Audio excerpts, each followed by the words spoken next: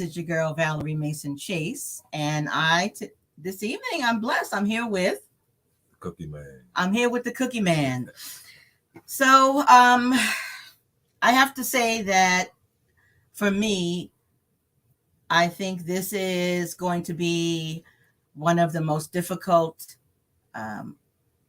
sessions that we've had. I grew up in a very, very dysfunctional household. There was physical abuse, there was sexual abuse, there was emotional abuse. And I was very damaged by it. In fact, when the Cookieman and I married, I was a broken, wounded mess as a result of the household that I grew up in.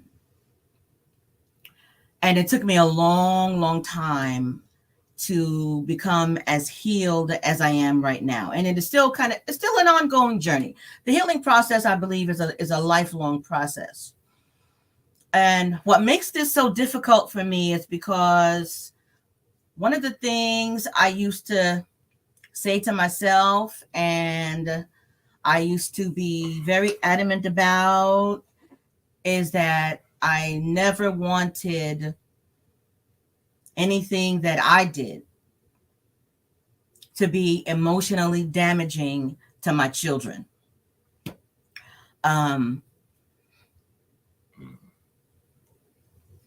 this isn't hard for me because I know that the stuff that Frank and I went through and the chaos that was in our household, it impacted our children. Okay, I'd be a fool, I'd be a liar, and it would be so remiss of me to think otherwise. I know that they were impacted by it because there was a lot of chaos in our home, and it pains me to know that I am responsible for some of the emotional upheaval in their own lives. So Cookieman, I don't know how you feel about this. So I just wanted to express from the outset that this is challenging for me because, I'm babies. When I think about that, I didn't have some of the issues or none of the issues Val just mentioned, but my issue were growing up with a single mother, no male structure to follow. Mm-hmm. So I mimicked what I saw. Mm-hmm. What I was taught how to do things. Mm-hmm. Granted, as you get older, you should make some decisions. But I was a product of not having a father in a house, and mimicking some of the relationships by other men that I saw that I thought was the way to do things. Yeah. So my behaviors, obviously, from learning those things, obviously contributed to the impact of my children because I mimicked those behaviors as they were growing up. So I can concur. Yeah. So I know that our children are very much aware of all the stuff. They lived it because it wasn't just Frank and I. They lived it. And this is really, really hard because, see, I have no idea what they're going to say, but I want them to be honest. And I want them to speak from their heart and from their real, honest experience because, again, Frank and I are doing this not for ourselves. For me, I believe this is something I'm called to do. This is part of my purpose for which I was created. So Frank and I to be this open and this transparent so that hopefully, prayerfully, that there are people out there, those who have had infidelity in their marriages, but especially for those who are thinking about it and considering it, and you have children in the home. Mm. Hopefully, you can hear something from our children that can speak to you and say, well, my goodness, it's not worth it. It is not worth it because when people engage in extramarital affairs, they think it's only about the two people that are involved in the affair. That is not true at all. that could not be further from the truth. I don't know how much people think, or they just deliberately throw a blind eye to what else is going on. They don't want to admit what's going on, so they find reasons not to think about it. Well, that's true. Yeah, because it's so easy to be in denial and to think that, oh, we're keeping it from the kids. They don't know. Or something I hear a lot is that people say, oh, children are so resilient. Yes, they are resilient, but that doesn't mean that they're not impacted by chaos in the home. Whether it's abuse, whether it's infidelity, whether it's a lot of arguing and yelling and screaming, because we had a whole lot of that too. Okay. And I know our children impacted, and I know there's something that when I'm going to bring two of our children and my sister Jackie on in a few minutes, but there's something that I see my son John do, and every time he does that, it hurts my heart, and that's when he bites his nails. And it may not be related, but when I see it, I say, my God, that's a result of the anxiety that he experienced growing up in our household. Because that's when he started biting his nails, when he was a little kid. I'm not dismissing that. I'm just trying to think back then. Why did I have that bad habit of biting my nails? No, but you never did what John bites his nails down to the quick and all around the skin. I don't. Well, when you and I were together, I never saw you do that. But maybe I did it for some other stress. Maybe you did something else. But when I see it, it to me, that is a painful reminder of the anxiety that he undoubtedly experienced in our home. And that, as a mother, is hard for me.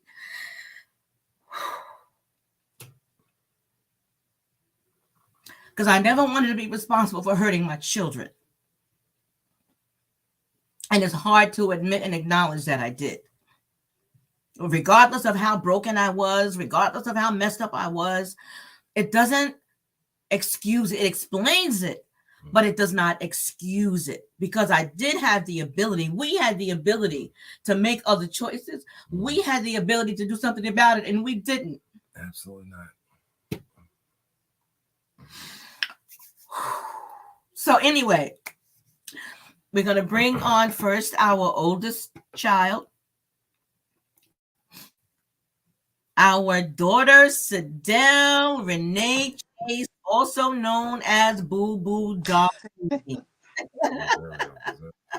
Sidel Chase Rosario.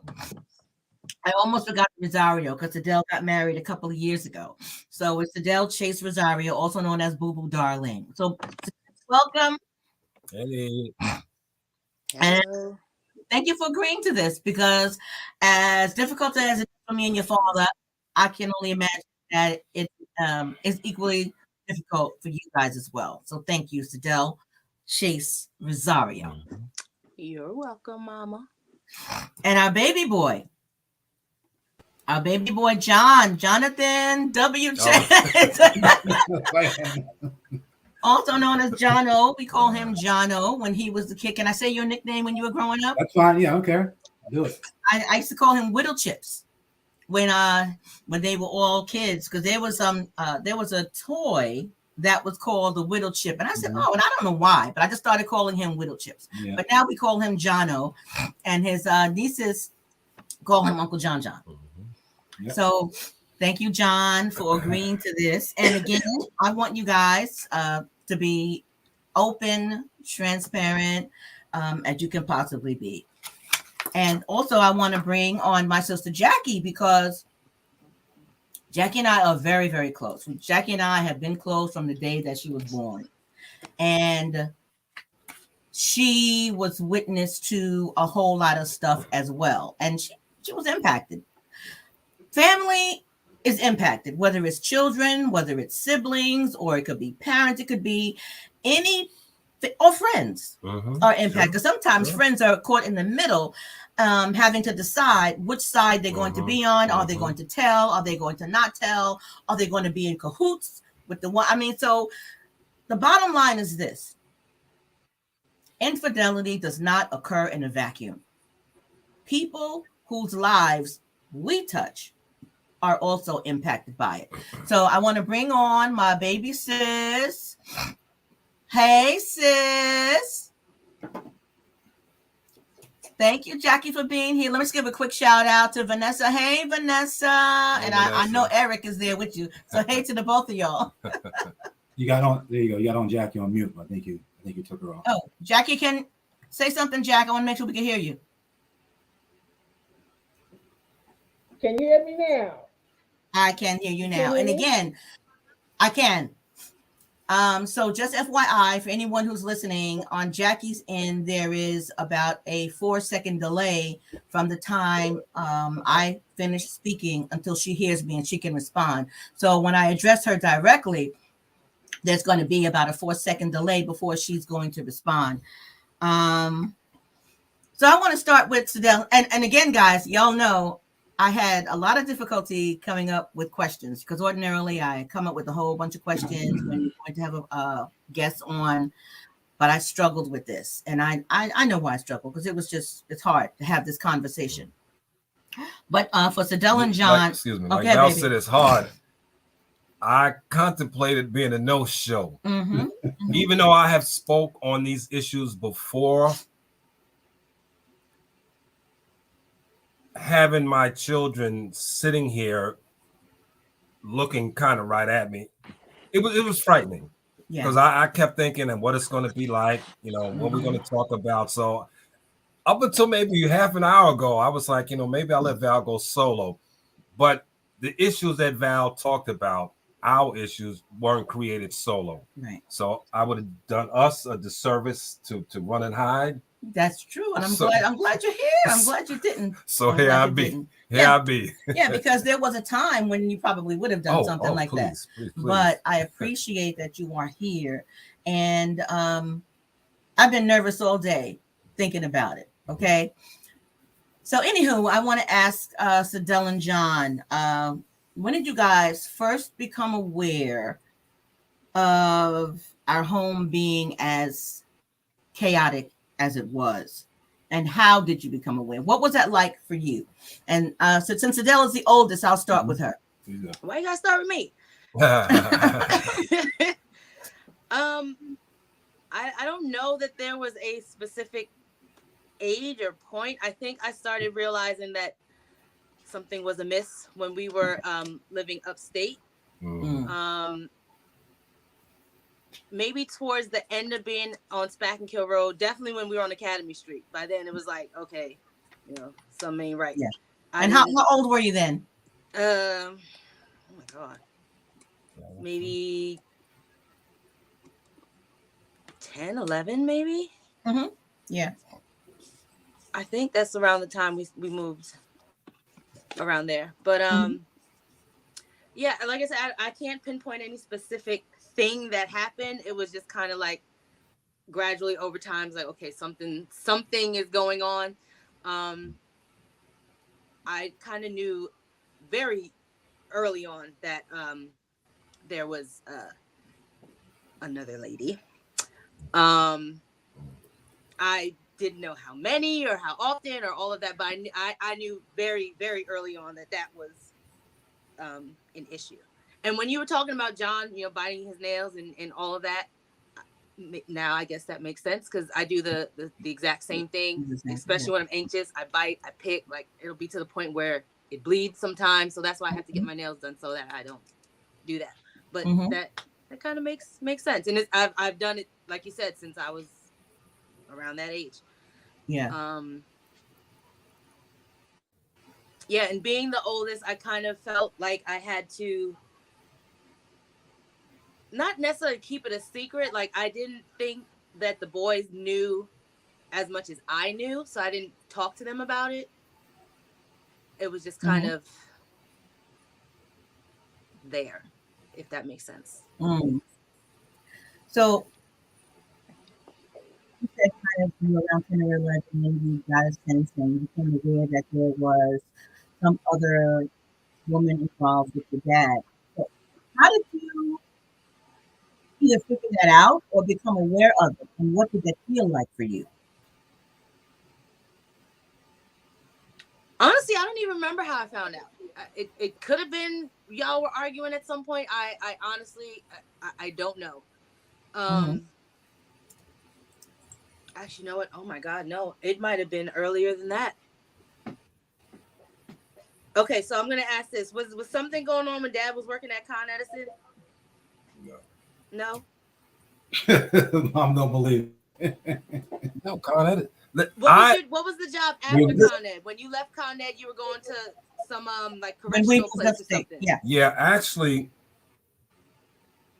I'm trying to remember. I mean, there were a lot of craziness in terms of, like I said earlier in the last podcast, there are a lot of ways to describe affair: physical, emotional, Right. just hanging out in clubs. So, to me, those years, those were in the beginning, those were my best years per se. When y'all were really young and I was working at Con Edison, I might have been hanging out in the street, probably, right? Con Edison, Yeah, you think so? Yeah, you were, baby. I mean, it got Is worse. Is the name is and I don't. This might be. I might be. Just Yeah, don't making name. this up. No name dropping. No Oh, dropping yeah. names. Write it in the chat. Write it in the chat. No, the private chat. Is there a Does private it chat? start with the letter B? Yes. Yes. I That was remember that. upstate. That we were That was long upstate. after Con Edison. Okay. Yeah. I think that was the first time that I Okay. kind of became aware of what was Yeah. going on. And actually, that was the first time. That was the first affair that I knew about. That you had. But there was stuff going on. There was stuff prior going to on, that. yes, before we moved upstate. But when we moved upstate, that was the floodgates opened.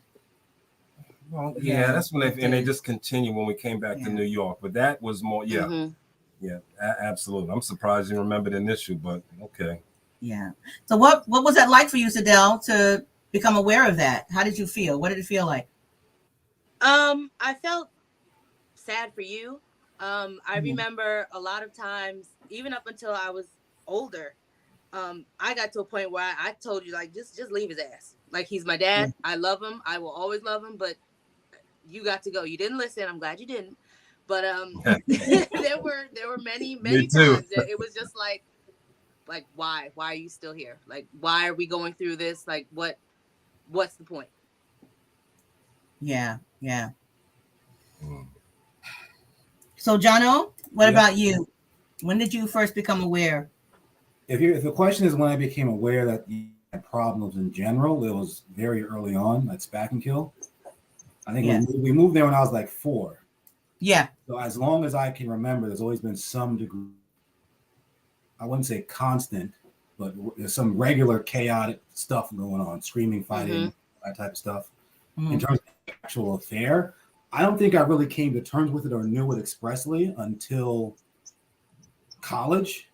Like I didn't know all the specifics until you guys started doing the YouTube videos. But looking back on it in hindsight, I think the same lady Sadell was talking about, I must have been aware about it because I have vague recollections of interacting with her. I think you did. You guys did. Yes. And I don't think I, at like 6, 7 years old, you don't necessarily connect those dots. Right. And then when we moved to Macon Street in like 96, at the time, I didn't realize that you and Dad were separated. But eventually, stuff became pretty obvious. But as looking back on it through my memory, it feels like Dad was always there, but there were clearly times when he wasn't. So I don't really, there was no particular where I knew it for sure.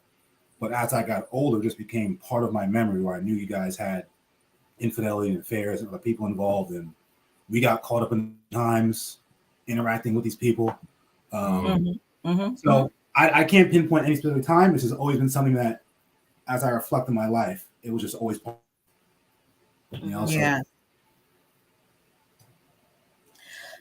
It's interesting that John remembers it that way. Like, and maybe it is because I'm older. He said, around like 4 or 5. So if he was about 4 or 5, I was 7 or 8. Yeah. So I don't know if it started when I was 4. It just we moved to Spack and Kill when I was 4, and I remember the first issues happened at Spack and Kill. We were there from like 4 till I was maybe 9, maybe 8 or 9. Okay, so then so I was about 11 when, it and I said I knew at that point. I didn't know all the nitty gritty details, but I knew what was going on. John knew like there was something. I knew what was going on. And being the older one and being the only girl, it kind of put me in a different position than the boys. Not only that, so that was an issue in and of itself, and then you guys both worked all the time, so having to put that on top of it, and again being the older one, being the girl, that put me kind of in a position of not necessarily a caretaker, but it just kind of added to the stress levels. Yeah. So we thought they were working all the time. Exactly. That's what they told us. It wasn't always work, but you're right. Yeah, because even in not Spagnol, I'm thinking more of Academy Street. I was there for a while, Right? And then you were not. Then I wasn't. I kind of. I remember. I want to talk about one particular memory I have. Like, obviously something going on. I don't remember the time frame, but we're at Academy Street, and there was one point all the children together, and Dad said, "There's no place I'd rather be but home." Like he gave us some sort of speech, like to acknowledge there was stuff going on. And I guess you guys had tried it at least. Yeah, I remember that. I don't even remember that. I was somewhere between 9 and 10 years old. If Dad was not living with us temporarily, I don't remember it, but I do remember the time where you brought all the family together. Dad gave some sort of speech, I'll call it. And the only line I remember is "There's no place I'd rather be but home," sort of like the Wizard of Oz. Wow. Yeah, you remember that? I remember we're at Academy Street in that dining room area. Yeah. Yeah, you were holding a broom in your hand at the time too, I remember. I'm sorry? Wow. Holding a broom in your hand like you were sweeping or something. I don't remember that part. Yeah, but not to make light, there was chaos for a while when we moved to Academy Street. Because when we left Queens and went to Academy Street, we went from we went Spackville. Right. But either way, at Academy Street, it was one of those other times when we were separated. Your mother was living there. And she released explicit instructions if I came around, y'all not to let me in. And y'all always let him in. No. They didn't let him in? I tried to get in. I tried to get in. Stuff like that. So, and again, that's putting them in an awkward position. Mom's saying, "Don't let your father in." Yeah. Father shows up, I'm their father. And they're like, "Why we can't let him in?" So, it was just a bad situation to have you guys part of and to be in. So, that Academy Street kind of kicked off things where it just became so apparent that I thought, like I said, when we had the marriage renewal thing, I tried to convince myself through all of that, it was best and easy to be without your mother. All along, I was fighting against that and fighting against my own selfishness and what I felt I was supposed to be doing as entitled to. That word, we have this inherited right. But again, looking back, I made the choices. But, looking back, what I saw as behaviors from other men was how things were done. Yeah, it was normal. It was normal. Yeah. So what was that like for you guys when we were on Academy Street? And for those who are watching, we were living in upstate New York at the time, in Poughkeepsie. We were on Academy Street, and your father and I, that was one of our separations. And I had said to you guys, "Don't let your father in." But then when he came around, how did you guys feel? And I am so sorry. That's just one of the many things I am so sorry for putting you guys in the middle of and for doing. So what was that like for you? I don't remember that specific incident. I'm sure arguments that sparked because of that, us maybe letting him in and then you coming home and seeing him there, probably happened. But I don't remember you telling us not. And I'm sure Sidel might, because she was older. But in terms of just like the conflict, it was just that was normal. That was status quo, Yeah. Every now and then. And just knowing us three and our personalities, the way it probably went was Mom told all three of us, "Don't let your dad in." I knew what was going on. I was already pissed off. I was already kind of on the, "Why are you still here?" boat. So I was probably the one that enforced it. Hammy was the one that was just like, "Oh, let him in," and John's just kind of there. That's probably how it all went down. That probably is. That probably is how it all went down. And when we talk about the impact, we talk about the emotional impact, which is all emotional, it's all tied in. But just think how many times we moved. That's true. And it was all the moving, all was based on the chaos. It was. And not wanting to be where one's feelings are hurt. Why do I need to be in this area when the area I'm messing around with someone that lives in the area, doesn't want to run into the person, so I'm gonna move. We moved a lot. There were definitely two moves based on the affairs. Yep. There were definitely two that I can recall. Other times we moved because we were kind of moving up. Which two do you remember being related to affairs? When you moved to Macon Street. Yes. You and just for those who are listening, we were living in upstate New York in Poughkeepsie. And that's when you were involved with the B person whose name starts with the B that John mentioned earlier. And the kids and I were there on Academy Street. I think you were living with your grandparents at the time. And I would sometimes drive and see the two of you together. And it got to a point where I said, listen, I can't do this anymore. And that's when I packed up the kids and we decided. I don't think you guys ever knew that the move from upstate back to Brooklyn was based on that. But that's why I made that move back to Macon Street. And then that's when your mom got involved with someone. You remember the guy? I remember. Yes. And I got involved with someone. That name starts with an R. Name starts with an R. Absolutely. I hated that man. And the boys did not like him at all. No. And that created a lot of chaos. A whole lot of chaos. And not only that, because he had a kid too. He had a kid too. So that was another layer of everything. That was a whole other layer. And the boys used to beat him up. We used to beat him up. Well, it was more Frank just beating him up, and I would sort of like egg him on. That's yeah. But I have to just say this: it is, as your mother and as a woman, it is so hard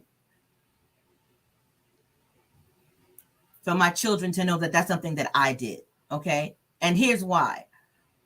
Not just that it's wrong, but overall, men get a pass when they have an affair. Oh, it's a man. Yeah, he cheated, but when a woman does it, she nasty, she a hoe, she a thought, she all this and that. And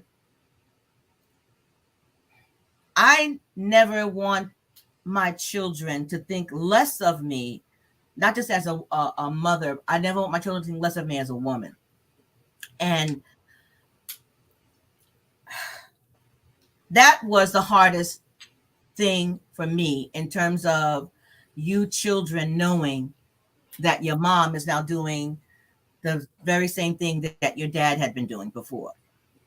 So I'm curious. I didn't look at it that way. I looked at it as like you guys were, because I knew, whatever happened, that you guys were separated. I thought, and I guess I was hoping you were on the brink of divorce. So it was kind of like, you're doing your, and I actually liked the guy. Like he was a decent guy. So it was just kind of like, okay, I didn't see it as, well, dad cheated and now you cheated. And like, it was a whole continuing, back and forth kind of thing. It was at that point, it was just like, you guys are pretty much done. Yeah. And, he went his way, you're going your way. And this is kind of how life is going to be. And I mean, I honestly didn't look at either one of you as, less of a person. Like I said, even when I was in my, why are you still with dad? You need to leave dad. And that didn't change up until maybe 4 years ago, 3 years ago, 2 years ago, maybe. That was up until very recently. That I was still in that mindset of, you don't have to stay together for the kids anymore. We're all grown. The boys have kids. Why are we still going through this? Right. So I was of that mindset, like, you guys are going to do your thing and that's it. And that's that. Move on with life. Yeah. So the other move, because that was one move, and the other move that was related Pennsylvania. To right. When you moved with Aunt Bev. Aunt Bev, right. Leaving New York and coming to Pennsylvania and staying with Aunt Bev. Again, I left upstate, went to Brooklyn. Then we got back together. I left Brooklyn, and came to Pennsylvania. See, you just all you just want You know what's funny, Mom? to get away from you. That's Mom, true. you know, That's true. I had Mom. You hear me? Yeah, go ahead, baby. Yeah, I had no idea the moves were like that. Because when looking back to Macon Street, I know shortly before we moved, we started going to church in Brooklyn often. Yes. Mhm. That's what pulled us back to Brooklyn. And Mm-hmm. then when we moved to Pennsylvania, I thought you were just moving because you like the area and you got a job down there, right? Didn't you get a job down there before I we moved? I did in So Philly. I thought I had no idea it was because of the affairs. Obviously, at that point, I knew it happened, but I didn't know those were the reasons we were moving. Yes, yeah. That wasn't the only reason, but it was a part of the reason. Because I was ready to leave New York before your father was. He still wanted to stay in New York, and I wanted to leave, not just because I was tired of New York, but that whole environment and then the house had such bad memories there on Macon Street. Because I think we had some of our worst fights when we were on Macon Street. But then you moved to East 35th Street. We were there before we moved to Pennsylvania. Right. Yeah, I'm gonna disagree. I don't. You don't think? Nah. That's what I remember. We had some of our, from my perspective, we had some of our worst fights when we were living on Macon Street and on East 35th Street. I remember. Yeah, more between of that. those two. Hey, Nick, how you doing? And y'all moved to Pennsylvania. Y'all built a house together, so that don't make no sense. That's another Because reason I know. I had no reason to believe that y'all were still beefing because you didn't just move out. Y'all built the house from the ground up in a neighborhood. Yes, that had we no did. house. So it was like you were actually setting roots there almost, it felt like. Right. True that, but Maybe you were trying to bury what passed by covering it. We were, John, because as I remember some of the conversation, we both had said, whatever we did in Brooklyn, we're going to leave right in Brooklyn. Right. Okay. And we both believed that. I'll speak for myself. I totally felt that was the case. We done left all that garbage to Brooklyn. We got the house. Everybody's coming up here. Life's going to be different. But the issues still were there. They were never talked about. They were never addressed. Right. So it was really just a matter of time for me, speaking by myself, before I find some reason, some excuse to do what I was doing before. Yeah. You know, it was a selfish thing. If I just thought my shit didn't stink. Point blank, period. And again, because of not dealing with those issues, not knowing how to deal with, not wanting to admit that they were there. I mean, I knew they were there. Right. But I didn't want to face them.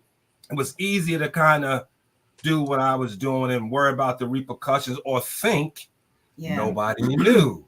You know, I'm slipping inside it and nobody know. I'm not being held accountable for my whereabouts. I don't have to, call or stuff like that as I had to learn to do later on. So it was just a matter of time before the garbage we left in Brooklyn followed us to PA. And it wasn't just Frank, it was both of us, because it's a wonder that we didn't murderize each other up in that house. Okay. By then we had all been moved out. I was in college when y'all bought the house. So that was close to graduating college, and Frank decided to stay in Brooklyn. Yes. Yeah, but after I graduated, I went back. House anyway. You had no more kids living there. But see, here's the thing. And I just want to acknowledge Danelle Campbell. You said you have a question. If you want to put it there in the chat, you can. If you want to ask your question anonymously, you can email it to me. And the email is Valerie@marriagebeyondthebreach.com. Valerie@marriagebeyondthebreach.com. If you want to ask your question anonymously, and I'm going to open up my email so I'll see it there if you want to ask your question anonymously. If not, you can go ahead and put it in the chat. I need my tablet, baby. Maybe us moving so much when we were younger is why it was so easy for me to do it as an adult. Like, I'm sitting in my office, my little office now, and I'm looking. I have 6 driver's licenses here, in addition to the one I have in my wallet. That's not to include the ones that I lost in my many moves. Like, maybe that's why I was just, because I've been all over the place, and it was just, I don't know. Maybe that's sure. part of it. Anything that we did that impacted y'all growing up, there could be some validity in things that's going on in your life now. Absolutely. There's no doubt about it. Yeah. I can And, tell you, you know, like I one said, thing that still affects me, like right as we speak right now, when somebody is like really yelling or getting loud or like kind of over the top, shutdown, complete shutdown. Mm. And I'm I think trying that to was open up because the of email here. from when you guys were arguing all the time. And I mean, Dad, you're just a louder person, and just that loud voice and just complete shutdown. Yeah. Sorry. Do you mind, babe? What? Getting the tablet for me? I think I left it on my nightstand. That means I got to look 4 other places because it's never where she sent me. Okay. Yeah. So this is what I want to ask, and I'm gonna bring Jackie on I'm gonna bring Jackie back. So where is it? Oh, look on my vanity. Yeah, it's on the vanity, because in case someone sends a question anonymously, I want to be able to see it. Thanks, babe. So this is what I want to ask now. I'm wondering the impact it had on you guys in terms of relationships. Child, you really want me to answer that question? I really want, yeah, I want you guys to be open and completely transparent. And before you answer that, Sadell, could I address this question by Blessed? You know that person? No, but we don't need to know them. They had a question. Okay, I'll read it. Everyone can read it already. I need to read it out. No, you can read it out loud. It says, did either of you think about the children warn you in your affairs? I'm going to say I did, to the point that I was just saying, I hope they don't know. I hope they don't find out. Obviously, thinking about whether it was about you guys or your mother can keep me from my appointed duty, for lack of a better term. But it did cross my mind in terms of the kids. Sure, it came across my mind. Okay, I'm out so-and-so. I've been out of the house, Val would say, sometime for 2 days. And I would have to wonder, like Sadell said, what they thought about me, how they looked at me when I would come home after 2 days of partying, and your mother and I are fighting because I'm out hanging in the streets. So thinking about my children, yes, but because I was such in a mode of I'm going to do what I want to do for myself, it didn't prevent me. Nothing at that point prevented me from doing anything if I wanted to do it. And for me, did I think about my children? Absolutely. The main thing is I didn't want my children to know. Well, when Frank and I was separated, when I got involved with that R person, I didn't want my children obviously knew, because Frank and I were completely No, you said they followed into somebody. Okay. Thank you. We appreciate that. But later, when I got involved with another different individual, I really didn't want the children to know about that. I don't know. So what does the name start with? What does his name start with? Wait, I forgot. If we talk, well, I'll just say that. A. The name starts with A. But anywho, I don't know. Oh, A. Well, I'll put it like this. Your father knew him as A, but I lied and told your father the wrong name. His name really started with a B. Oh. I should have known. Okay, whatever. Oh, Shonda Monique. Oh, God bless you, Shonda. Thank you so much for watching. I appreciate that. And I want to give a shout out to Dr. Danita Thompson, my supervisor at Mending Hearts. So hold on, I'm sorry. Yeah, go ahead, baby. I'd have hit you in your head. Because up until this program, I still thought it was the A. And we recently, because every now and then, for whatever reason, we talk about the people because we can now. It's not a point where we can't mention something that I might have done or something we're thinking about, and we're not going to blow. So up until I think last week, I might have said A. Yeah, but I think I know who. You know who that is, because Sadell is the only one that I talked to about that individual. The boys knew nothing about him. I absolutely did not want the boys to know anything. So thinking about my children in that regard, yes. Initially, when we were in New York and I was involved with that one person. They knew Frank was living upstate. I was living in Brooklyn. And I had a concern, but not as much of a concern as later on when Frank and I were supposedly back together and trying to supposedly going through the motions of fixing our marriage, which we really were not then, because Frank was involved with someone and I was involved with someone. And we'd fuss and we'd fight and we'd yell and we'd scream and we'd carry on. And I would find out something that he did and I'd yell at him, and he'd find out something that I did and he'd yell at me. And I mean, it was just complete and utter chaos. And I remember one time, Frank, you and I went out when we were still living in that house. Wait, Which house? Brooklyn? No. We were in Pennsylvania, in Berks County, in Single Spring, the house that John referred to. Billy John, yeah. And we went out to eat. And I remember something that you said, and you said, Val, you know, we really need to go our separate ways because otherwise we will rip each other to shreds. And you were absolutely right. And by that time, we had Mama with us. We had Mama. I think Sidell was gone. Sidell, you were in California. Hammy was still in New York. John. I was probably in law school at that point. If I wasn't living there, because you had graduated from Wagner and you were back home. I was back home. Okay. Yeah, you were back home. And I remember in early 2012 when I said to you, if things don't change, that I'm going to leave. Because John, you were home at that time. Remember the day I left, Liz was there. And I talked to you and Liz. We had just signed our lease to move somewhere else. Right. Yeah. I remember that.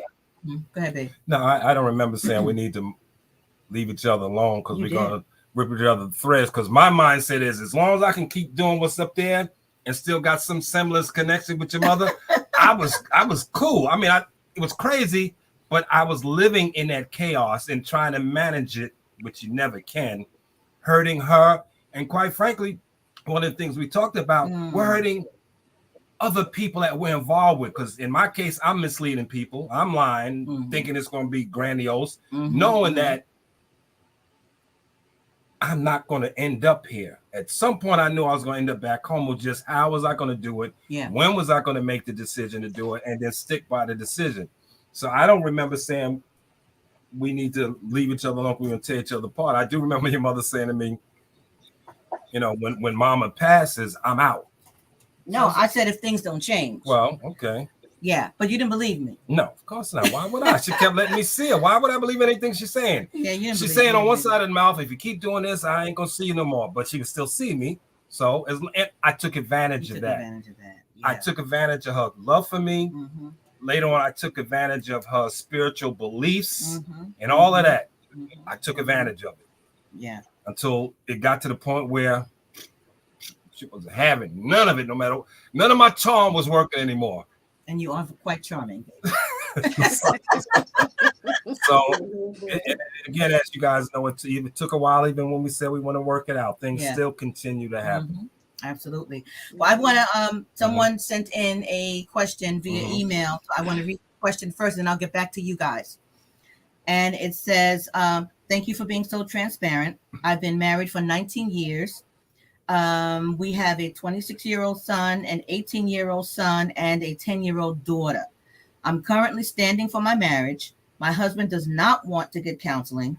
He's currently in silent mode with me, and it's been some time. Am I hurting my children for staying?" So it sounds to me, the person who wrote this, that you and your husband are still in the home together. He sounds like an in-home prodigal.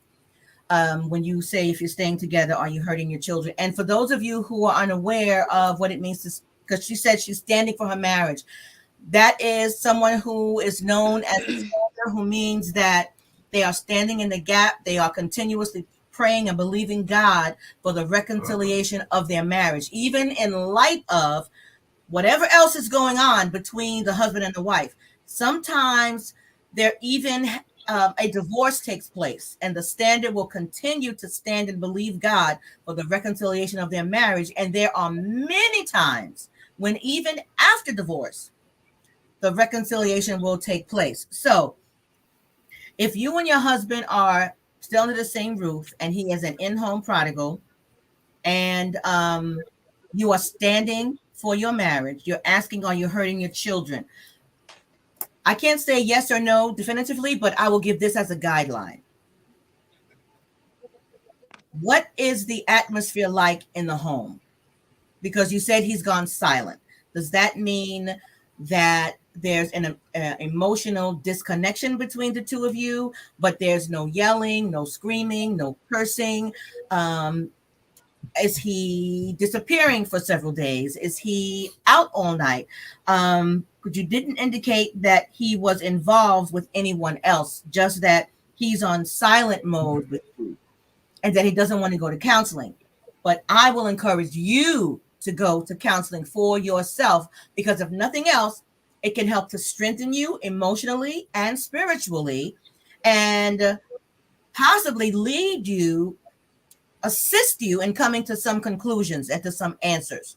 So I can't say definitively whether or not you're hurting your children. It really depends on what the overall atmosphere is like in the home. So I'm going to ask my children to chime in on that question. What would you guys say?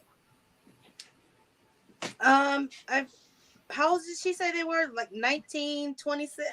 26, 18, and 10.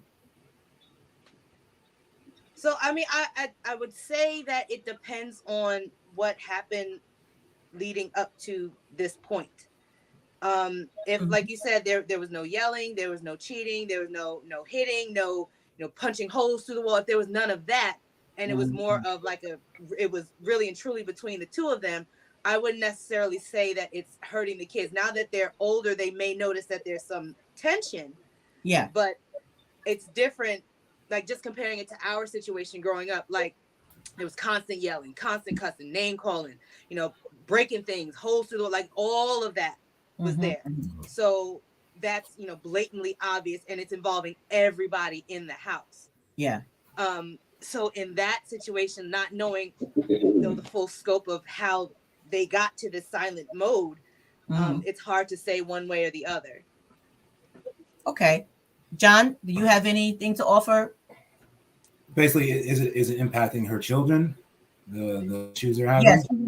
Her question was, am I hurting my children for staying? No, because I think even though you guys had your problems, the fact that it seemed like you guys were still always connected goes a long way in keeping the family together. And although you might hurt by way of your actions doing the side stuff, let me put it like this: as long as I can remember, I felt like I always lived in a 2-parent household, even though there were times when I didn't. Because both my parents' presence was always felt within the household, one way or another. And if you have children, if they can see that, not conscious of what's happening, the fact that they can see both their parents still trying to work it out, I think leaves certain impressions, whether or not you're aware of it or not, on the children. Could ultimately be. I would agree with that. In part, I think for me it was different because again I'm older. I knew more of what was happening, and just being a female, the way it affected me was, my mom is this, God-fearing woman, can do no wrong, will give you, the shirt off her back and then, sew another shirt for you. If she is being put through all of this, then why the hell do I deserve anything? So that's how I took it, and I'm 40 years old and I still feel that way. So like, if you as this amazing angel of a person have gone through this for almost my entire life, like why am I, like who am I to deserve anything? So I think it depends on how much the kids are aware of what's happening, and as much as I hate to say it, I do think sometimes gender plays a role in it. Yeah. And it depends on who it's happening to. Now, if the roles were reversed and mom was doing what dad was doing the entire time, maybe it would have affected me differently. Maybe it would have affected the boys differently. Who knows? But I think it depends on who it's happening to and how much everybody involved knows about what's going on. Yeah. Wow, that's deep, Sadell. I never knew that. And you know what else I think, Mom, impacted the way I answer that question is the fact that I can see you guys have reconciled. Mm, So I think all the crap that we all had ultimately was worth it. No, you'd rather not have to go through that. right. But there is a certain level of character development that happens when you're exposed to controversy and conflict at a young age. Nobody says, I want to upset my children. I want to have an affair and I want to put my family on the collapse. But if you do that and you are able to come out on the other side still whole, immense amount of character that develops from that. I'd rather have gone through my childhood than having gone through something that was like perfect, like a Full House type family, because then you develop this perception of the Warped world. sense of reality. The world is hard, it's rough, it's going to chew you up and spit you out. Nobody really cares about your feelings, like other than for the most part, and your close friends. And you need to be exposed to some degree of conflict often and early, I believe. Wow. But I can be smart, babe. That's not to say that I'm going to go out and cheat on my wife just so I can help my kids develop. Right. That's you don't want to do that. I want to do that. But don't want to do that. The fact that we're all here now, to some extent, to me, it's water under the bridge. Especially remember so much of the specific details. I can look at it just from, seeing fights, seeing all that other stuff, learning about it after the fact, and learning after you guys have already reconciled takes a lot of it. Takes some of the sting out of it for me. At least on a conscious level. I'm sure subconsciously, I'm probably messed up because of what you guys did. But that's life. What are you going to do? You got to go on. Yeah. Well, there's a couple of questions I want to get to here. One of them says, any advice with the husband who doesn't believe in God, living apart in different states and rarely contacts? There are various other women with a more consistent other woman he lives with when he is not going away for work. He doesn't want counseling, and those with no children who are becoming weary. Okay, it sounds like she's becoming weary. Again, even if the other person doesn't want counseling, I'm going to encourage you to go and get counseling for yourself and the benefit, because it's only going to make you better. He may change or he may never change, but that is something over which you don't have any control.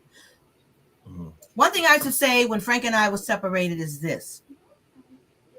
I'm working on my relationship with God. I'm working on my emotional well-being, and what he, as in my husband, does, that's God's business, not my business, because only the Holy Spirit of God can orchestrate things and work things out in such a way that he and I are even here now. But I had to get to the point where, and it was a hard place to get to say, you know what? God loves Frank, my cookie man, just as much as he loves me, because I wanted God to be completely on my side. Listen, this is going to sound strange, but I wanted God to give Frank his ass to kiss. Okay. If God has an ass, I wanted him to show it to Frank. But I had to get to the point and say, God loves Frank too. Okay. And whatever he's doing out there. And it required a great deal of humility on my part to say, okay, God, you deal with him. It's right now, it's you and me. Let's work on our relationship. Let me strengthen myself, because guess what? Had I not done that, even when Frank wanted to come back home for reconciliation, I wouldn't have been ready.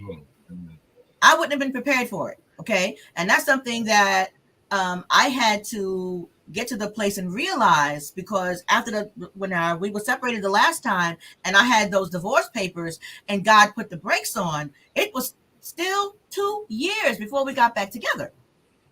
And there was a lot of growth and healing that took place in me during that 2-year period. I was initially pissed because I said, God, you told me not to divorce him behind, but he's still out here with that other chick. And here I am. I'm trying to do everything right that I know how to do as a woman of God. But God had to show me that, Val, listen, you ain't all that either. You got a lot of work to do. You have healing to do. You have growing to do. Because it's not just about Frank, it's about me. So again, I will encourage you, whatever state he's in away from you, continue to pray for him. Continue to seek God for the reconciliation of your marriage, but work on your own relationship with God. Let that be first and foremost in your life, and get some counseling. Go ahead, baby. And I can kind of remember when I started noticing the change Val is referring to, where as opposed to always trying to control and tell me what I got to do, causing more stress for herself, because obviously I wasn't listening. I noticed a change where it became about she's got to worry about herself. And she would tell me, honey, I still love you. I'm still praying for you. But until so-and-so happening, adios, amigo. Deuces. That's what the kids say, like this. I don't even think they say that anymore. Oh, they don't say that no more? I don't know what they say. So those were challenging parts in terms of my finally trying to make the decision. And even after, like Val said, even after we made it, or I made it, and we made it collectively, there was still issues. At least one time that I know about. You want to fess up? Whether it's anymore? Y'all do that on another podcast. Not that I physically did, but I was someplace I shouldn't have been. Right. And we were at Sadel's fiance's house, and the person, Sadel's mother-in-law's house. Right. The person, like always, reached out to your mother via Facebook. But again, and when we look back, that was happening because that person was hurting, and that person felt, okay, well, I'm hurting. I know you're still seeing your wife, so maybe I can mess that up because you'll end up over here. Yeah. So it was just a crazy situation. That was that time you had been away and had come home. Yeah. I think I've been down to Florida. And I was praying. I'm gonna tell your wife that you were here. Yeah, right. No, we were out, and when I saw that look, your mother looked at me, and it's like things changed. I like, and I looked at him. I said, "Okay, we need to go." No, we got to go. Yeah, we got to go. We got to go. So I knew the word came out. Told. Yeah. And I'm like, freak you tell it for. But anyway, so again, that was the last time. That was the last time. And again, it took steps. It took, because I was still, guys, still fighting against it, because I wasn't used to being transparent. Right. I wasn't used to saying, well, babe, I want to go, I'm going here. Or when I get there, to make you have less stress, I'll call you so you know I'm here. Granted, your mother used to say, yeah, just because you call me from it don't mean you stayed. Because that's another thing that I would do, whatever. But it was challenging for me to, as I'd say, essentially be accountable. I felt it was emasculating me because now I got to be accountable for my behaviors, where I never really was. Accountable. That's true. I like to believe. I mean, like John said, as far as they can remember, I was always there. My presence was always there. I had that stretch of time where I thought, I was the best husband. And again, even with that, there was stress to that because of the issues Mom talked about. I felt like if I'm not here at a certain time, it's going to be a problem. And that was so stressful. The weight on me was so much.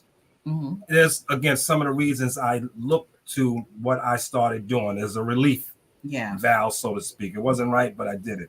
But it was tough. And every now and then those moments come up. Yeah. We have to have a come to Jesus conversation. But you know what? The difference is it doesn't stress me. We actually laugh about it. And it doesn't stress me anymore, those conversations. Yeah. Or when I have to try to disprove what she think is happening. Right. Before, I get all pissed. You don't now, anything. Yeah. Listen, this is cool. I'll be like, come on, babe. Damn, what you still think? But I get it. Yeah.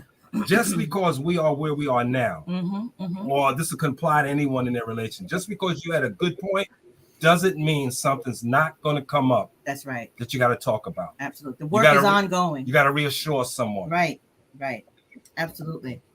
First, I want to give a shout out to Carmelita. Hey, Carmelita. Thank you so much for watching. And someone had a question here. They said the husband feels justified in cheating because he doesn't believe in the Bible. Any advice? Well, I would just have to say that his justification, him justifying cheating, is probably not related to him whether or not he believes in the Bible. But here's the thing: what is your belief? What are you standing on? Because again, infidelity does not occur in a vacuum. And there are always two sides to every coin. And there's always accountability on both sides. Even if one side only has 2%, that 2% is still worth something. But the thing is, if your husband feels justified in cheating, as long as he feels that way, he's going to continue to do it. That is God's business. If you are a woman of God, a woman of faith, and you believe in prayer and you believe in the word of God, then you find some scriptures to stand on. You pray those scriptures and you pray for the reconciliation of your marriage. But first and foremost, pray for God to work on your husband's heart, because you don't want to be reconciled with someone who doesn't have a changed heart. That's the most important thing. Pray for your spouse, whether it's your husband or your wife, to have a changed heart, because all of their behaviors are going to flow from that. The Bible says everything flows from the heart. Okay, so you want them to have a changed heart. You want to continue to pray for him and prepare yourself for the reconciliation so that you will be ready for him after God does his work on your spouse. Okay, 100%. What Ms. Val just said. You finally there. I hear you. It's a hell of a feeling. Yep. You wouldn't know God the way you do without this journey. I can listen. I'm with you on that, sis, because that's when I became closer to God. I became more focused on my relationship with God, because as quiet as it's kept, even though I've been a born again believer for some years, I had made an idol out of my marriage and an idol out of my husband. And sometimes, the Bible says the God we serve is a jealous God. He ain't having that. Okay. He is absolutely not having that. So I want to, I'm going to bring my sister back on, because I want to ask Jackie, because I know Jackie has been from the very beginning with Frank and I. And I know Jackie always looked up to me as a sister and us as a couple. So I want to ask you, sis, what was it like for you when Frank was having his affairs? And what was it like for you when you became aware that your big sis also had an affair?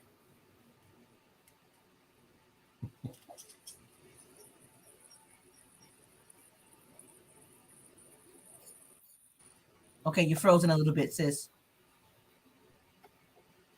Jack? You kept her waiting too long. No, it looks like she's frozen now. I saw her move. She's moving. Jackie, can you hear me? I think she's frozen a little bit.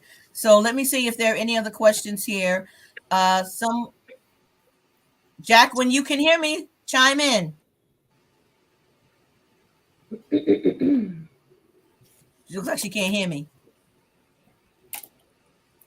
Where's my phone? Let me text her. What are some practical? I can know. You can hear me, sis? Can you? She's breaking up. You're breaking up. You're going in and out. Val? You're going in and out. Yeah.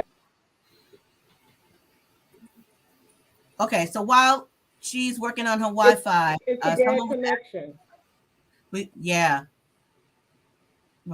I think there's problems on her end with some Wi-Fi. So someone was asking, what are some practical steps that you took? Can you hear me at all?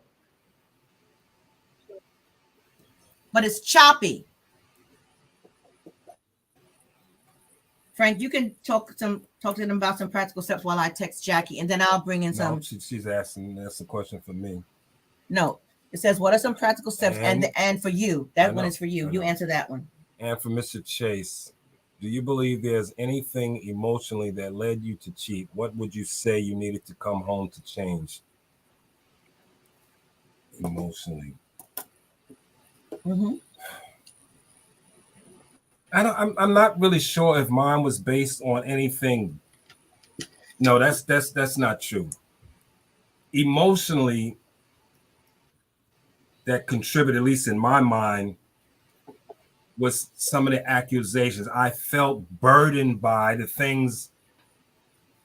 The best way to put it, the baggage that was already brought in when I met Val. And being compared to some of that baggage. And I just felt the weight of always being compared to some of that. You can say what it is, because this person may not have watched before. They may not understand what you're referring to. Because of some of the sexual trauma Val was exposed to, for her to believe that I was doing that to even my own child, quite frankly. Yeah, and very true. And whether it be neighbors or my, what does Ruth tell us?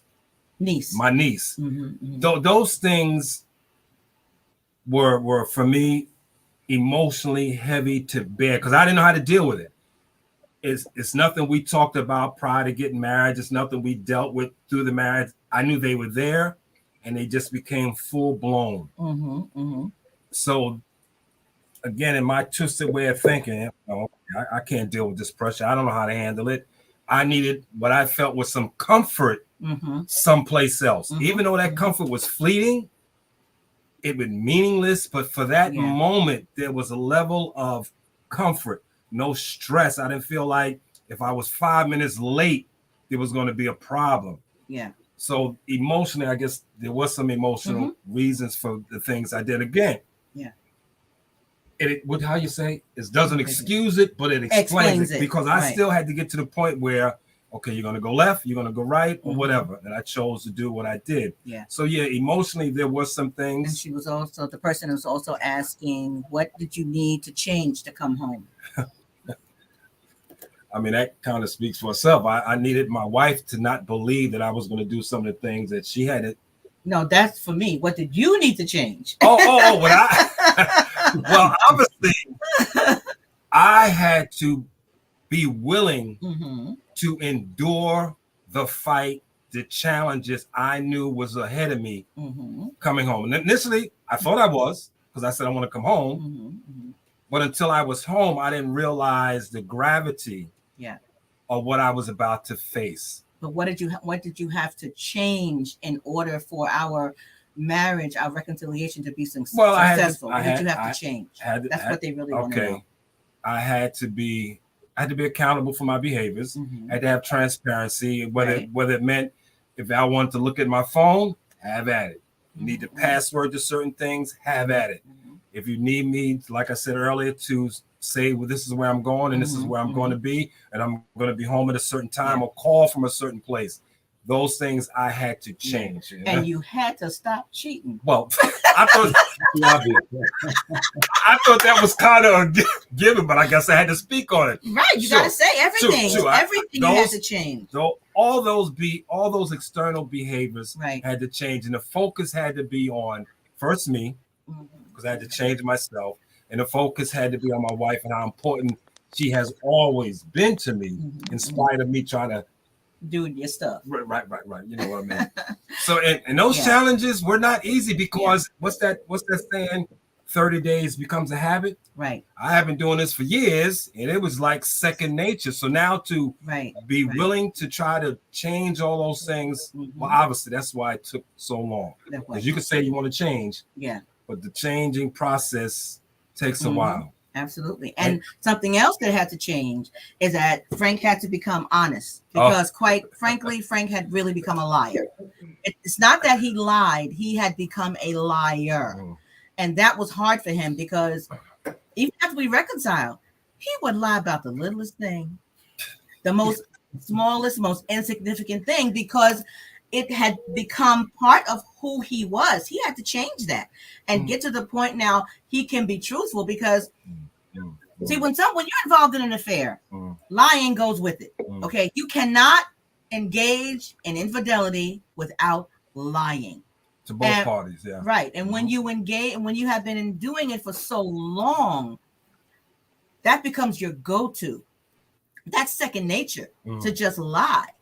And so Frank had to get to the point to say, okay, it's all right to tell Val the truth. It's going to be okay to tell Val the truth, even if you're telling the truth about something I'm not going to like. Right? That became even just as hard. Knowing the truth is going to get some kind of pushback, some kind of anger, some kind of disappointment, and you're going to have to deal with whatever it is. Oh man, that's tough. Someone was asking practical steps that I took to shift my focus on God. Okay, great question. There were some practical steps that I took. Number one, I made sure I started my day with prayer. I would get up early before I would have to go to work. I'd have my devotional, or I'd have the Bible, and I started my day with prayer. I made sure that I went to worship service on a regular basis.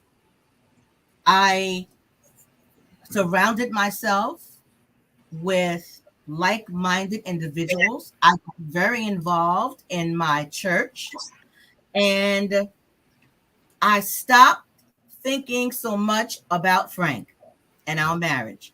I shifted my focus from Frank and our marriage to me and God. That became primary, because I made sure I spent time with God every single day throughout the day. I listened to a lot of sermons, not a lot of different preachers, but a lot of different sermons. And I listened to a lot of positive messages regarding marriage. There's this Facebook group. Oh God, I forgot what it's called. It used to be called something. Marriage is Revealed, I think it's what it's called now. But it's a group of standards, people who are standing for their marriage. I joined that group, and I would at first I would just read everything that was there, but that was a great support. So those are some of the things that I did. What do you want? What you trying to write, babe? To shift my focus more to me and God, and less on me and Frank. Where are you going? Oh, we're going long. I know we are, but I mean, children. Huh? Still chopping up, Jackie. Echoing. You're still choppy. Say something. I think she's frozen. Yeah, it's not coming through. Yeah, you're frozen. But I just want to ask the children. We didn't really get into how the chaos in our marriage impacted your relationships or your choice of a partner. I think I kind of answered that earlier with the whole mindset of, if you being you are going through this, then why do I deserve anything better? You all know that I've had some very questionable choices in partners. Very much so. On both sides of the fence, actually. So, male and female. So, and like I said, I know that chaos and growing up and everything has a lot to do with it. And like I said, even now being 40 years old, having the mindset of I don't deserve anything, not necessarily anything, but it's like I'm not the type of person that, well, just using you as an example, like I'm not you, so therefore I deserve less. You don't feel worthy of having anything, a healthy relationship. Wow, that's very impactful. John? I think in terms of my relationship, I tend to be somewhat dismissive of like minor issues. Like if we're bickering or arguing, like, and it can insult times because if I'm dismissive of something she's upset about, Mm-mm. it's going to piss somebody off. But I think I'm that way because I've seen a lot more intense things. So a minor issue that could come up, I may dismiss it as like not worthy of even caring about. You know, like it's not a big deal. Are we going to divorce me over this problem? There's things that might go through my head. Like you're not going to divorce me over this, so why are we fighting over this? It's not that serious, you know. Right. I could be out cheating on you, but I'm not upset. I'm home every night. You literally know I'm at 24/7. There's no need to be upset right now, you know. Like, so I think that's not necessarily a good thing, but it's just I think on a subconscious level how I approach a lot of problems because I've seen real problems. So if there is what I perceive to be a non-problem problem, I'm not going to really care about it. Or I'm not going to care to address it in the moment until it becomes a bigger problem. Okay, so it has kind of informed your perspective in such a way that if it seems to be a little thing, this is not even worth the time to take the energy to argue about. I don't communicate it like that, but that's how my actions will present themselves. Like that might be going through my head, but I won't say those words. But like I said, I'm dismissive of it, almost to the point of being disrespectful. Right, because I'm about to say, having that attitude, because it's small to you, but like when your mother and I talk, she might feel something. It's something, you know, how do I put it?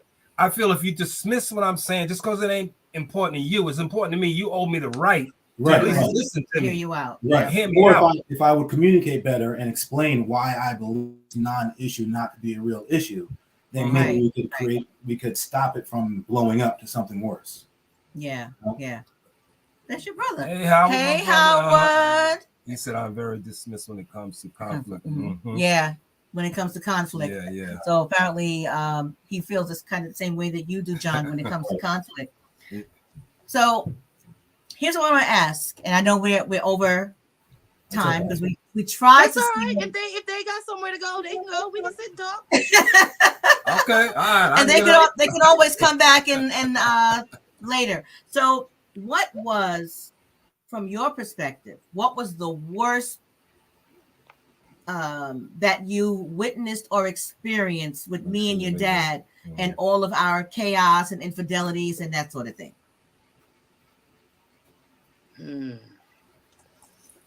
It's hard to pick just one.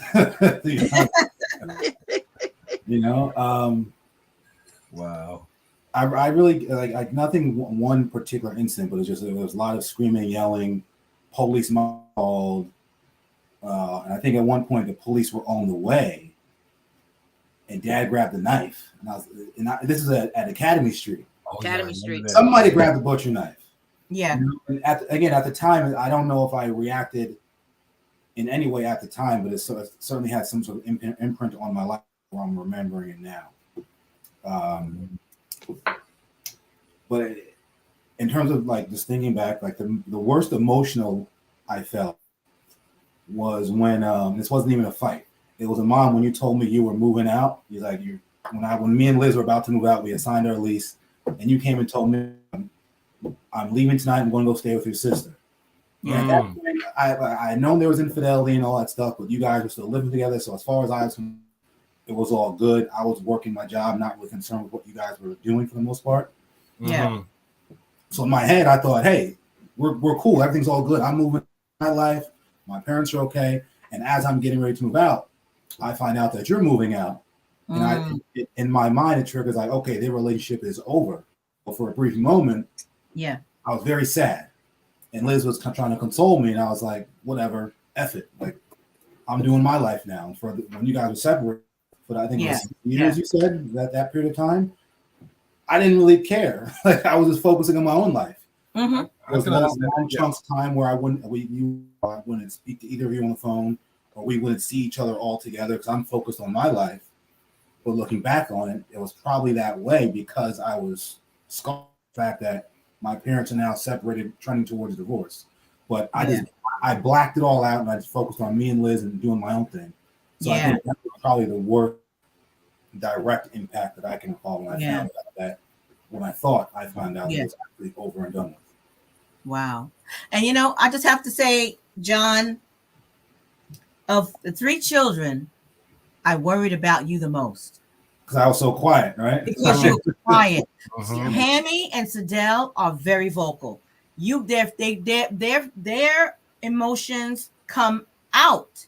Mhm. Okay, they say they're very vocal, but you were always very quiet. And I said, I worried about you most because I said, all that stuff that I know you're feeling, you're keeping it inside. And I really worried about you the most. But look at you. You guys, even in spite of us, and not, it wasn't all because of us, but in a big way, in spite of us, you guys turned out absolutely amazing, amazing, amazing human beings. And I couldn't be prouder to be your mom. I couldn't be prouder. So, Del, what do you remember as the worst for you? Jackie wrote something. Go ahead. Like John said, I can't think of any one specific incident just because it was so much over such a long period of time. Like John's remembering things that I don't even remember. It's just I can't say and there was any one specific incident that scarred me the most. I can say, how it affected my life, like not even just in terms of my choice of partners. I mean, down to the fact that I had many, many different partners on both sides of the fence. There was a time where I did a lot of drugs in college, really heavy into drinking. And it's crazy because in spite of all that, still somehow I had the fear of God and my mom enough to still have my scholarship and keep my grades and all that stuff. But there was still that going on in the background, to the point where I didn't ever make any real serious attempts on my life, but it was there. Yes, it was there. There was at least once that I kind of had more of a serious attempt. Cutting, self-injuring, biting my nail, those kind of things. And those are things I'm still dealing with as an adult. So, like I said, I can't think of any one specific incident where it's like, I saw, dad punch mom and her teeth fell out. And like, that was like the defining moment of my childhood. There was nothing like that. It was just the environment, the chaos of childhood as a whole kind of shaped everything. Oh, I just want to mention this because someone wrote in the chat. I don't know who it was, but the ministry I was thinking of before is called Rejoice Marriage Ministries. Rejoice Marriage Ministries. That couple, I think it's Steinhardt or something to that effect. They were divorced for a number of years, and the wife was a stander for her husband, and they eventually ended up reconciling and getting back together, and they together started that ministry, Rejoice Marriage Ministries. He has since passed away, but she continues on with that ministry. My sister Jackie said, she said, let me just say that having been a support to my sister, was me, I'm the sis, I was still pissed. She was still pissed with me and Frank because we were her role models for the type of relationship that she wanted. And then she went on to say that she is so grateful that God reunited us. Hold on. Oh, thanks, Danelle. Danelle says she's here for it. God bless you. My brother-in-law Howard said, each of our lives are pre-designed regardless of what we think we want. Yeah. So true, brother. So true. Jackie, say something. Let me see if your connection is any better. Can you hear me now? Yes, I can hear you now. Hold on. I came in on my iPad since my laptop was giving me such a hard time. All right. Go ahead. What you want to share? Okay. So you know, especially when y'all were in Poughkeepsie. And I've talked to Val and Frank about this. I used to watch the two of them sit at the kitchen table and just discuss like what went on during the week or what was coming up the next week for the children. And for a long time, I didn't know that there were problems. I didn't know what was going on. And then when Right. Val finally began to tell me and talk to me about some stuff, um, it broke my heart because it took me a while to accept Frankie. While I loved him and I still love him, but when they got married, he was taking my big sister. And like Sadell said, you know, Val's an angel, and for anybody to hurt her, like I just was not cool with that. But I knew Frankie loved my sister, um, and it was a lot. It was hard because I'm always gonna be my sister's ride or die, right? Nothing's ever gonna change that. But because I loved Frankie as well, I was torn. And so it was hard. And then when Val started having, and listen, I don't know who this R person is. We're going to talk about that later. R. And when you were saying A, I'm like, who's A? I know B, but I forgot about that part. Mm-hmm. Even when that happened, I was so mad at Val Mm-hmm. because you have to understand the admiration and respect that I have for my sister. Mm-hmm. But then on the other hand, I'm a woman and I was in a bad marriage. I'm divorced, happily divorced, by the way. But um, it was hard because she's my sister's my Shiro. And so I'm seeing her now do the same thing that she was pissed off with Frankie for doing. And so I'm saying, well, what's the difference? Right. So it was rough, but my brother-in-law, I love you to the moon and back. But there were some days, brother, ooh, Lord have mercy.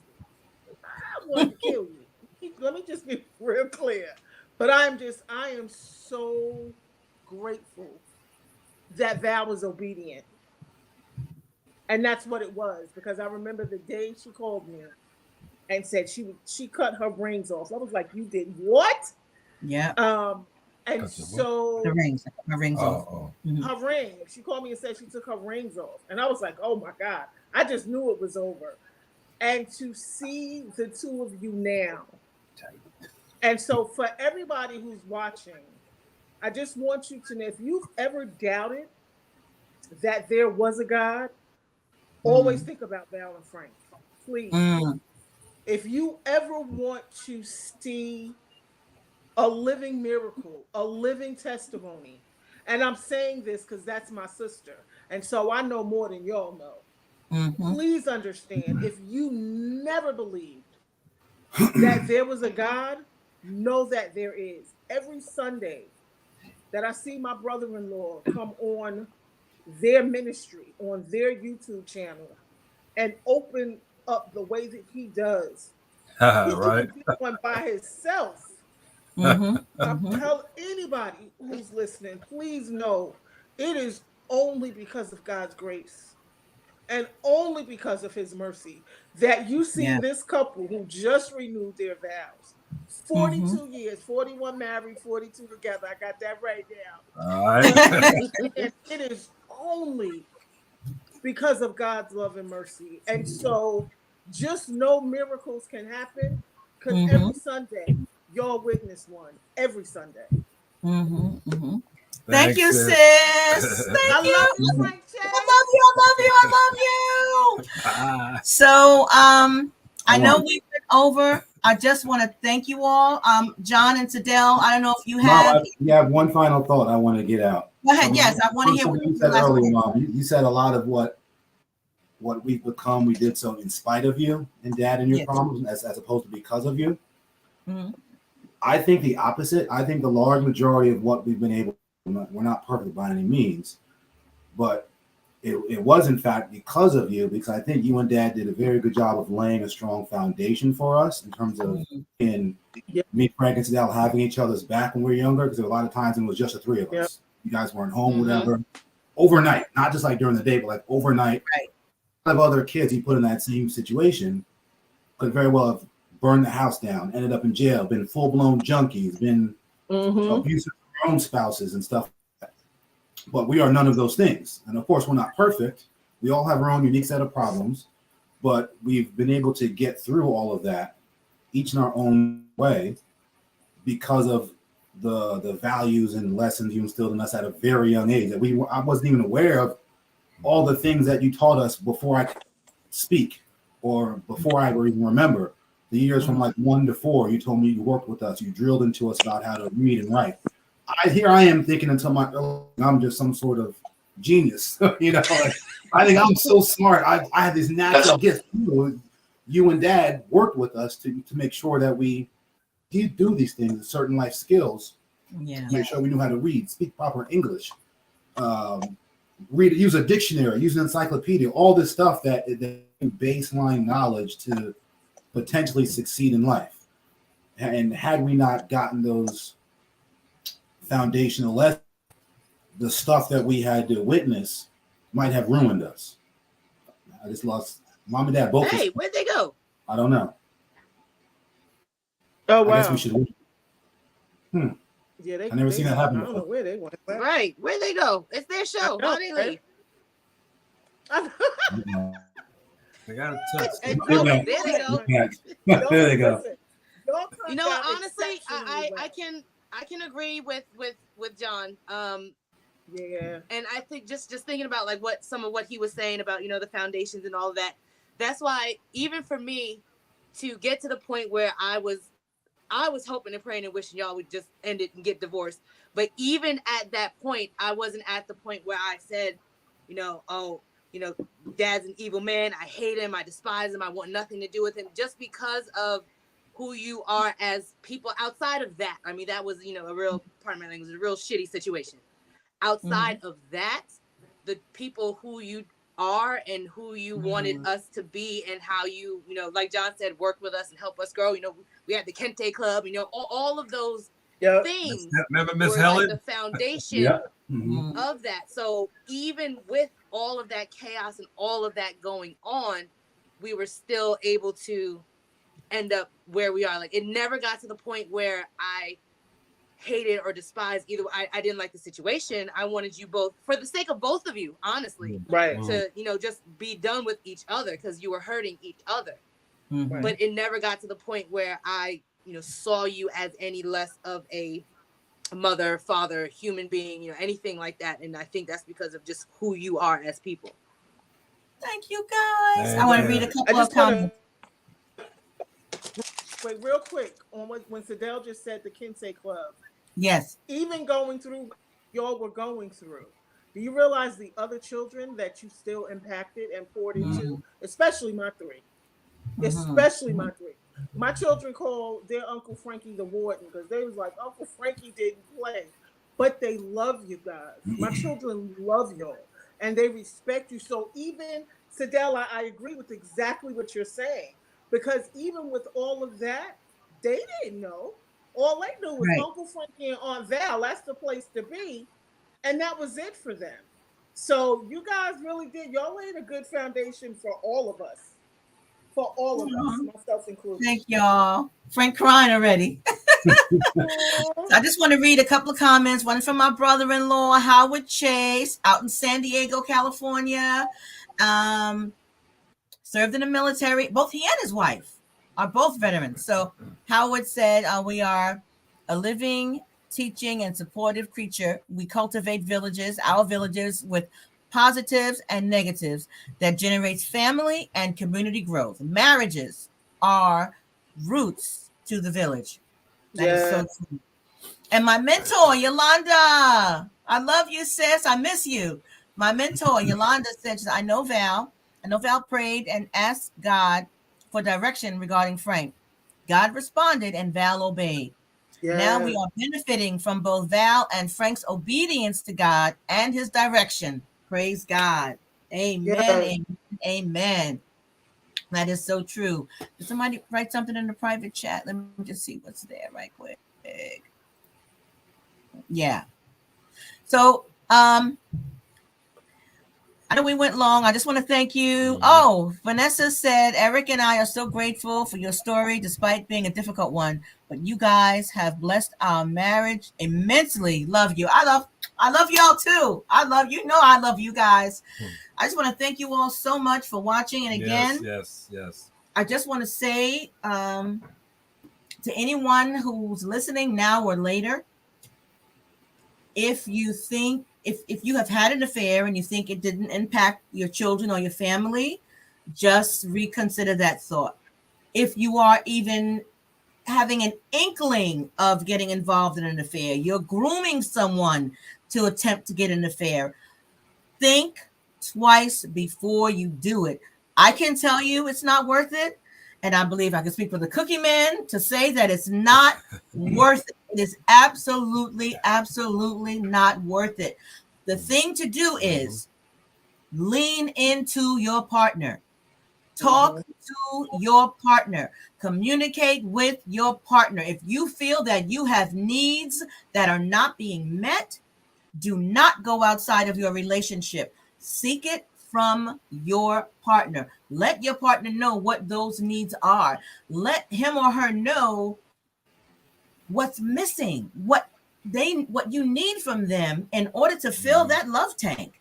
Because we need our tanks filled, because that's what we pour from. We pour into our spouse from a full tank that, well, we hope that it's going to be full. And if we are replenishing each other's tank, then everybody's happy. Then everybody's needs are met. You know, one of my favorite sayings is that no marriage, no relationship is beyond redemption, because I'm a woman of faith. And if both partners are committed to each other, committed to their marriage, committed to the process, and are willing to listen to God, not just hear God, but to submit and surrender and act on what they hear God say, no relationship is beyond redemption.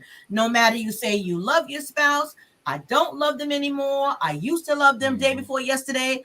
If you lean into each other and reflect on yourself, this is what I tell my clients. Ask yourself this question: what did I do?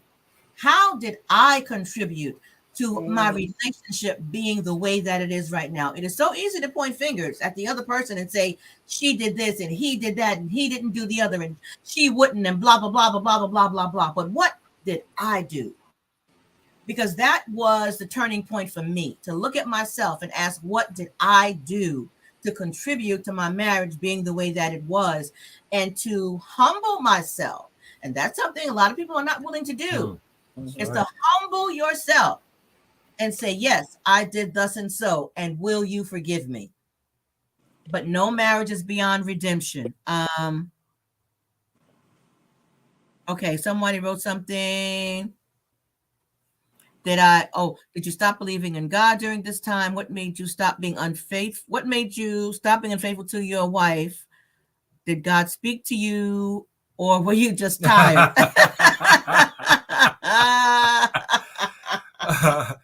Well, my spiritual beliefs in foundation is not to the level of Val's is. That's still a work in progress for me. Do I believe?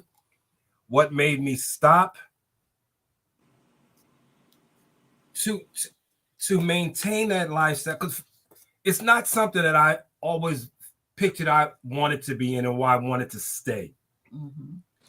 It was hard to make a decision. Not hard. The decision not to was easy to do. What was hard is not falling back into those behaviors, which I did. Something unfaithful to, did God speak to you? You know what? Probably, I can't deny that he didn't. I just didn't know what it sounded like all the time. I would hear things and wasn't sure where it was coming from or how to distinguish. Is it my own voice, or is it a voice that's trying to guide me where to go? Let me see the rest of that question. I wish you stop pressing the buttons. And you're right. And I was tired too. Because to maintain that lifestyle is exhausting. You got to remember what you said here. You got to remember what you said there so you don't repeat it. And again, all you're doing is causing so much pain. Mm. You're hurting yourself. Mhm. You're hurting the woman, your wife, or your husband. In this case, your wife that you love.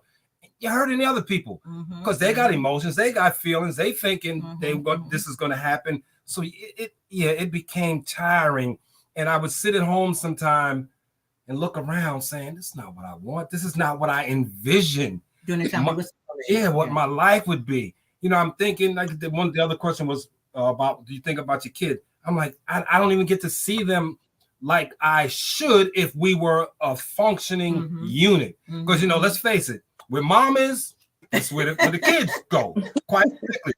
You know, you might get as dad, you might get a piece, because when I was living separately, yeah, they came to see me every now and then, and I called them, and I got that. Yeah. It's not that they didn't care, it's just the nature of things. Where mom is, that's where the kids go. That's where the grandkids go.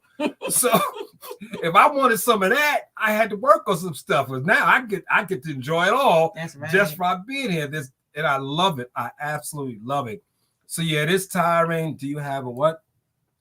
What is that? I think that was where was the question? Speaking in your? Do you have a? I don't know what that means. Okay, but yeah. So God, I will not dismiss His direction, His voice. Yes, it was tiring, and it's just. I always envision, when I look back, always envision being married and being married early. Always envision having a girl first. And those things came to pass. I always envisioned being with this woman who turned out, I mean, from the time I met her, even when I met her, I'll tell this story. I met her one week at Club Broadway International. When she came to visit me, I was teasing, hey, babe, you got to leave because my other girl's coming. It's someone I had met the day after. And lo and behold, she showed up. I didn't know, but I knew this was mine. Because when she left, I was frantic. Oh, listen, you can stay here and visit with my mother, but I'm going out to find where she's going. So these are things I knew early on in life. I just did not know how to conduct myself properly to maintain a level of commitment, stress-free, happy, and all that other stuff. But, you know, as we say, thank God. Not thank God I went through it, but I did. I'm better for it. We're better for it, and I'm glad to be sitting here. I'm glad and we can be here and minister to others, because here's the thing about God. God doesn't waste anything. Amen. Even our worst experiences, even our darkest of times, when we are open to be used of God and we are willing and obedient, even those worst times He can use, not just for our good, not just for the benefit and the edification of others, but also He gets the glory in all of it. He gets the glory in all of it. So even if you are going through what feels like the worst time of your life right now, if you're away from your spouse, if you guys are separated, or they're in the house and there's infidelity and there's arguing and chaos and yelling and screaming, I just want to tell you this. Just because it is that way doesn't mean that it has to stay that way. Lean into God, lean into your partner, and be willing. Be open, be an open and willing vessel. So anywho, thank you all again. And listen, I always forget to say, like, subscribe, and share. Make sure you subscribe, okay? A sister needs some more YouTube followers, okay? And my pastor always said, some food is for you to eat and some food is for you to serve. So if you know anyone that could benefit from this or any of our other broadcasts, make sure you share it. We'll be back. Are we coming next week? I think we'll be here next week. Next Sunday? Yeah, I think we'll be here. Our next topic is going to be preparing for marriage. For those who are seriously dating or engaged, or even people who are newly married or already married, because some of that can apply to you guys as well. So I love you guys. Praise God. And we'll see you next time. Thank you, Sadell. Thank you, John. Jackie. Thank you, Jackie. I love you. I love you. I love you. I love you. Love you guys. Later, okay. Bye, y'all. Bye. Love y'all. Hold on. Wait, I'm trying to end the broadcast. There I go.